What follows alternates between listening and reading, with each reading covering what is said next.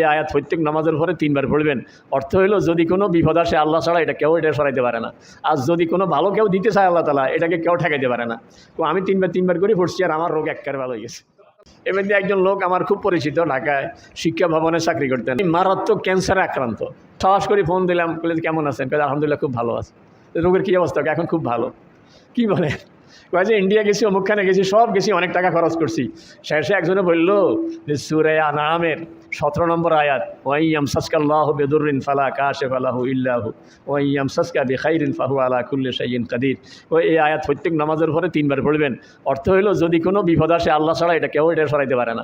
আর যদি কোনো ভালো কেউ দিতে চায় আল্লাহ তাআলা এটাকে কেউ ঠেকাইতে পারে না। তো আমি 3 বার করে পড়ছি আর আমার রোগ একেবারে ভালো হয়ে গেছে। আমি আশ্চর্য হয়ে গেছি, হুজুর একিনের সাথে পড়ছি, দেখছি যে দুনিয়ার কোনো ডাক্তার আমাকে ভালো করতে পারবে না, ভালো করতে পারে একমাত্র আল্লাহ। ওই একিনের সাথে ভরছি, তো আল্লাহ তাআলা আমার রোগ ভালো করে দিচ্ছে।